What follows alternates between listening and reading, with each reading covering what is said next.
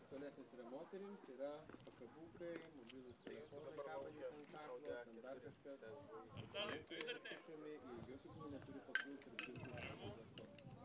Nes varios atvejus neslapta.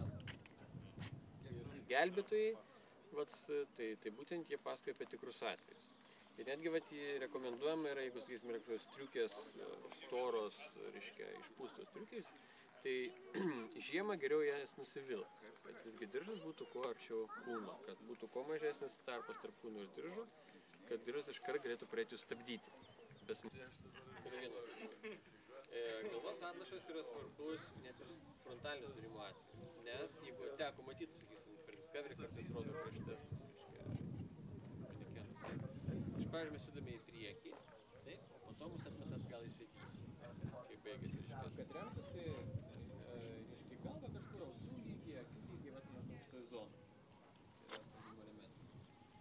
Audi sėdynės turime backguard sistemą, tai yra sėdynės rankas riešas ant viršaus, mes turėtume šiek tiek sulenktą ranką. Tai yra, kad bet kurioje vietoje vairuojant mūsų ranka neišsitiestų. Nes mes ištiesta ranka, vienas dalykas, negalim tiksliai vairuoti. Taip. Kitas dalykas, tai jeigu vėlgi susidūrimas neišvengiamas, mes instinktyviai įsiremsime į vairą. Ir vėlgi ranka turi neįsitiesti, nes tada mes išvengsime traumų padėtyje. Kodėl? Šitaip laikydami vairą, praktiškai turbūt 90% visų posūkių, bent jau už miesto, mes galėsime padaryti neperimdami vairo iš vis. Jeigu mums jau reikia perimti vairą, tai vėlgi mes sukame ir ranką perkeliame tenai, kur jinai ir buvo. Tai yra šitaip mes galime dozuoti tiksliai pasukimą vairo, galų gale mes visą laiką žinome, kur žiūri automobilio ratai, kas yra svarbu.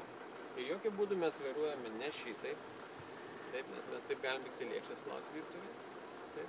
Na ir yra dar toksai retas beišnykstantis vairavimo būdas, turbūt dar atėjęs iš tų laikų, kai sunkvežimiai turėjo didelis vairus ir neturėjo vairo stiprintuvo. Tai buvo bandoma sukti vairą šitaip. Aišku, taip mes tikrai nevairuojame.